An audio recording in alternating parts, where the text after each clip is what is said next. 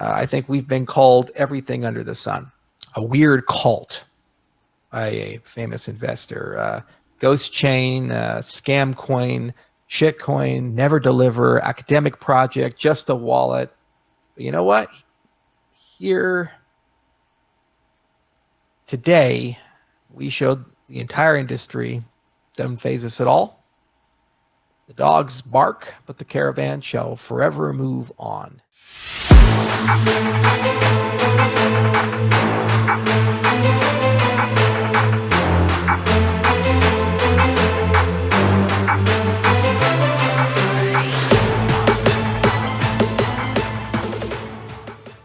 What is up, guys? Norris Digital Assets with another video here on Cardano. Cool little intro video there from Charles Hoskinson, founder of Cardano. So on Friday, Cardano has its biggest day in history in its 6 or 7 year lifespan so far that they've been building Cardano. They've been doing everything right. They've been doing all the legwork ahead of time, all the academic papers, all the universities involved. It's definitely been proofread, and they're building it correct, in my opinion. You put all the work into the program up front, and it runs right in the first place. You do it right the first time. You don't just build the program, throw it out there, and then fix the bugs and have to upgrade it later, which in a way, that's kind of what Ethereum's doing. I am much bigger on Charles Hoskinson than Vitalik Buterin from Ethereum, and I am very bullish and long on Charles Hoskinson in general. I'm putting him a lot of eggs into the basket of Charles Hoskinson, and this is just my opinion, but I really believe anybody who is not buying into Charles Hoskinson, I know there's a lot of haters. There's a lot of people who hate Cardano, but not buying into Cardano, in my opinion, and why it's my biggest holding, is the same as somebody not buying into Elon Musk 10 years ago. So we'll see what happens, but I'm big on Cardano, and they announced smart contracts on Friday for September 12th, biggest day in Cardano history. That's going to change everything, and we're going to see a lot of stuff start to launch after September 12th. We're going to see a lot of projects being put onto the Cardano blockchain, and it's just, things are just going to get more and more and more interesting as we go. So it's going to be cool. We'll see what happens. There are a lot of haters on Cardano. We even had people saying that Cardano at number 3 just makes absolutely no sense. I couldn't disagree anymore. I'm long on Cardano. Cardano is my biggest holding still. XRP a close second. Cardano my biggest holding. I'm big on Cardano. I believe in the blockchain. I'm betting my eggs. I'm putting my eggs into the basket of Charles Hoskinson over Vitalik Buterin. I believe in him more. I just listening to these guys, just doing my research. He left Ethereum for a reason. Cardano in the long run will make some serious gains on Ethereum. I really believe that. So looking at the chart here, Cardano had an amazing weekend, amazing run. So did XRP and many other things. Cardano and XRP were two of the, if you're talking top 10, top 20 coins, they were sort of the front runners there. They were really, really making some nice gains. But obviously Cardano here got overextended to an extent. I mean, anything that goes up's got to come back. It's got to cool off a little bit, correct a little bit, come back towards that 20 EMA. But I love the way that these lines are looking, and I think that we're definitely going to get some nice movement up. Definitely the fact that this area is sort of we're not in absolute price discovery. Like we didn't cross the all-time high, but this area doesn't have much. We have only been in this area once in the past, and that was just real quick for just a few days where we got up to that 245, 248 range area. So really this is an uncharted territory where we don't have much to draw on. We can't look at past resistance levels and support levels and see what's really going on. And there's just not much to base it off of. But anyways, we come above the 768 here, retracement level, and then you know, the market does have to cool off. That's just natural. That's just healthy. We don't get emotional. We're statues. We stay as statues.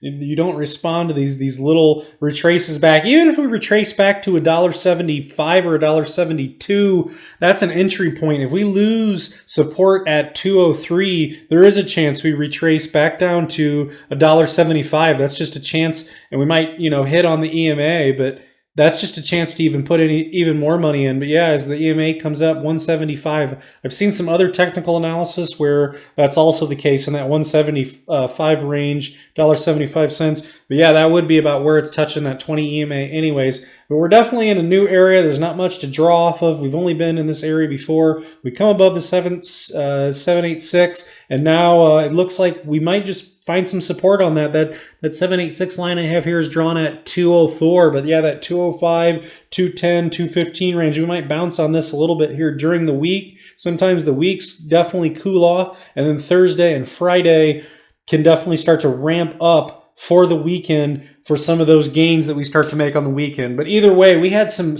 massive gains. Just measuring this out here, XRP and Cardano, some of these other projects. I mean, we're talking 40, 50, 55%. I mean, just in that range. So yeah, you can't just 40, 50% and then 100% and then just take off to the races. It doesn't work that way. It's got to come up, works in waves. It's got to come up, come back down a little bit. It has to do its thing. And but yeah, massive gains. So anybody who got in down here, you're looking pretty good. And that's Cardano right now. I love the haters. Even I have something pulled up here. This is, I'm not sure when the original tweet was from Polymarket. I know this tweet was a while back, and Charles ended up responding to this tweet on the 10th. So Charles responded 10 days ago. It's not really breaking news by any means, but if you haven't seen this before, Polymarket.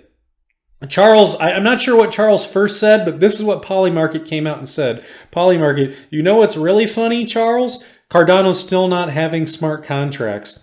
We'll bet you $50,000 on Polymarket that you won't have live smart contracts by October 1st. Put your money where your mouth is, yada yada. Okay, so Charles responds, especially after on Friday. You know, it's Monday now, but on Friday, they had the announcement that smart contracts, September 12th, and they're going to be doing the test net early September, just sort of some test run stuff where they test the system.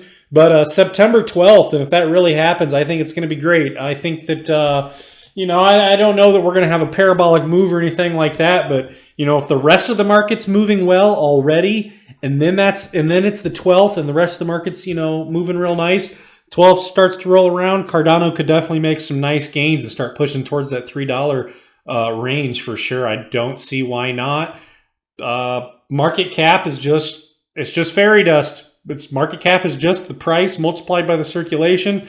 But we're already over 2 trillion in the entire market right now. And there's no reason that Cardano can't gain ground on Ethereum. And I'm very curious to see how many projects and how many things launch on the new smart on the 12th, and as this thing's live and as this thing's up and running. I think it's going to prove a lot of people wrong. I'm definitely betting on Cardano. Just doing all the research on it, I think that they've put in more legwork than anybody else, and I think they're really getting after it. That's just my hunch, not financial advice. But if you want to get some Cardano, possible retracement levels, if 203 is one of them, and if you lose support at $2.03, the next area that it could possibly fall to, its last support area, would be that $1.75 range, where there's a lot of support. There's support here in the past, sort of to show that. In this area, it was working as resistance, but it is a support level, so that's a possible entry point for Cardano. So looking at Twitter here, this is pretty cool. This was 2 hours ago, retweeted by Cardano Dan. Follow him on YouTube, good channel. So I just sold the first super rare tribal on the Cardano blockchain for 850 Cardano, about $1,785. Congratulations to the new owner, and thank you for participating in this historical moment with me. Very cool. Some weird artwork, kind of a weird face, but super cool. I'm actually pretty bullish long-term on NFTs. NFTs are just, I mean, they're digital artwork. People love social signaling. They love to, you got Mercedes, BMWs, you got shoe brands, purse, all this stuff. People love social signaling, and if you can buy digital art, I think sports cards and digital art and just digital media in general is going to be on the rise over the next 5-10 years. I'm long and bullish on NFTs, and I think it's just going to get cooler and cooler. And some of these are going to be just super rare, just, you know, one of a kind, or I got it early. You know, it's kind of just a cool thing. So one other thing I want to look at, this is going to be a shorter video. One other thing I want to look at is DAG, because DAG is making textbook moves. It's ridiculous. So if you take a look here, everything you have here is charted after the fact when you're using the fib retracement. This fib is just based off this low and these old highs. You didn't even need to see any of this. So my point is when you pull this out and you trace this out, a lot of the time, you know, you get a bullish cross. When you start going through some of these levels and you're retracing back through these levels, it's definitely common to hit your head on the 1618. That can definitely happen. And what does it do? Like out of a textbook, DAG is coming up, making it's in its waves forms, and it hits its head on the 1618 3 times in a row. These lines were predetermined way back here, way back month and a half ago. These lines were already determined, and it followed it to a T. It came up, hits its head on this 1618, hits its head again, hits its head a third time, and now it's finally starting to get above it, and now it's looking for support on the 1618. As we start to come up and we break the all-time high price, we'll be in price discovery. Very easily, depending on what the market's doing, there's many factors, but it's not unlikely at all for DAG to just make that run after this first 400% run it just did, a 4x. It is not out of the question at all to easily make a run up in this price discovery mode, not financial advice, up to this 62 cent range, currently sitting at 27 cents still, which I like to see that. We were bouncing around at that 23, 24, 25, and that's because we were hitting our heads. The 1618 was acting as resistance. Now we're going to try to find support on the 1618 before continuing on, doing those waveforms, continuing on and heading up to that next level there. So that's what we got with DAG. It looks like a textbook right now. If it makes that move, DAG chart is a month ahead of most things. It's been moving up real nice since the end of June, which the market wasn't doing hardly anything at that point in time. So DAG's making some great moves. I've definitely heard around the Twitter space. Crypto on Twitter is just awesome. It's an awesome community, but I've definitely heard DAG at $1. DAG's market cap's still low. It's a project you can definitely get in, get it on KuCoin. I'm actually considering throwing in a little bit more, getting a little bit more DAG, and seeing what happens. But anyways, it's going to be a quick video. That's it. That was just right off the cuff, real quick, and that's the video for today. And like, subscribe. I appreciate the support so far. Got 10 subscribers, starting to grow the channel, just getting fired up, but we're going to keep trying to grow it. And thank you for your support. Like and subscribe. I'm going to give my best predictions on entry points, exit points on these different projects, especially some of these projects that are on completely different timetables. You got DAG way ahead of the curve. DAG is weeks and weeks ahead of Bitcoin and Ethereum. And there's going to be different subscribe. I'm going to be putting out my different what exit strategies might work for you. Not financial advice, but like, subscribe, comment below, and that's it for the video. See you next time.